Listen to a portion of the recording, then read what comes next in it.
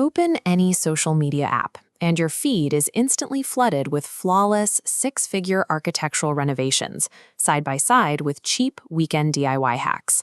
It puts you in a specific, frustrating bind. You want that elevated, luxurious aesthetic in your own home, but you likely lack the structural renovation budget to tear down walls or rip up floors. The algorithm blurs the lines. When a $50,000 custom kitchen trend is presented next to a $50 craft project, it sets a misleading standard for what the average homeowner can actually achieve. Achieving a high-end look without a high-end budget relies on maximizing your aesthetic return on investment through strategic styling rather than structural overhauls. To replicate the feeling of wealth in a room, you have to separate the high-friction architectural traps from the low-friction styling interventions.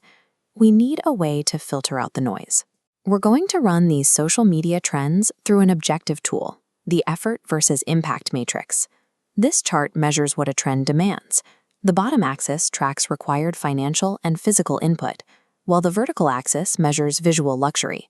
The target zone is the upper left corner, the low-cost, high-impact quadrant, the most efficient zone for a budget. Approaching interior design as a calculated investment strategy removes the guesswork, making a high-end result much more predictable. To change the atmosphere of a room without moving any furniture, start by moving away from standard overhead lighting. Instead, rely on diffuse lighting. This means using fixtures that project onto a wall or ceiling, like a well-placed sconce, an upward shining floor lamp, or LED strips hidden inside cabinetry, so the actual bulb remains invisible. This creates a soft, glowing ambiance that mimics high-end hotel design. You do have to sacrifice harsh task lighting for mood, but the visual payoff is significant. On our matrix, diffuse lighting lands squarely in the high-impact, low-cost quadrant. It is one of the most reliable ways to shift a room's perception. Next are standalone plinths and heavy stone accessories. Rather than replacing entire countertops with a trending material like viola marble, you bring that same stone in through a structural pedestal, a tray, or a decorative bowl. When you drop a dense, heavily textured piece like a marble plinth into an empty corner, it anchors the negative space. It encourages the eye to perceive architectural quality throughout the rest of the room. On the framework, these physical styling accessories plots right alongside our diffuse lighting.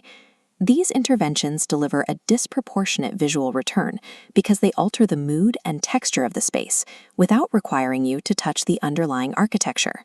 Now we move to trends that carry high hidden costs. At the top of that list is color drenching. Color drenching is the act of painting everything in a room a single, uniform color, taking the same tone from the baseboards, up the walls, and across the ceiling. On its own, it's manageable. The difficulty spikes when social media suggests mixing this with applied traditional frame moldings and textured lime wash. Look at the variables required for that combination. Lime wash drenching requires exacting alignment. You have to color match flat paint for the moldings against the textured wash on the walls, then balance how light hits those different surfaces. If you get it wrong, especially with dark colors, the lime wash can easily look like a botched paint job. The margin for error for a DIY project is thin. On the matrix, the high cost and technical demands of this trend push it into the variable impact quadrant. High-friction architectural trends demand flawless execution. A budget version of a highly technical luxury trend often just highlights the lack of a professional finish. Some traps fail not because of financial cost, but because they create constant lifestyle friction. The minimalist kitchen is a primary example. This style relies on specific physical inputs, flat panel cabinetry, premium joinery, and daily appliances that are completely hidden from view. Because the design is so stripped down, it requires an immaculate environment. Leaving a dish rack on the counter immediately breaks the visual intent. Then there are historical mismatches, like the recent revival of chateau-style herringbone parquet floors.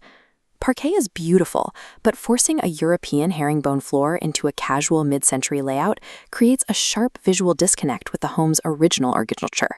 It feels out of place because it doesn't relate to the building's DNA. When we map these out, both the minimalist kitchen and forced parquet land in the high-cost, low-impact zone for the average household. If a design choice requires you to change your daily habits or ignore the structural reality of your house, the aesthetic value is lost.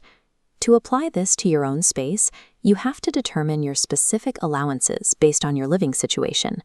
This styling path flowchart divides trends by living situation.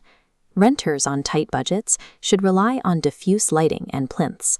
Moderate budget homeowners can mimic high-end looks with extended backslashes.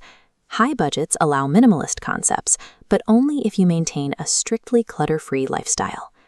Creating an expensive atmosphere is an optical illusion. It is built on restraint, on layered lighting and heavy textures, not on gutting your house. You bypass the noise of social media by matching design interventions to your exact budget and ownership realities. Optimization in interior design is about creating architectural wealth through strategic, affordable styling.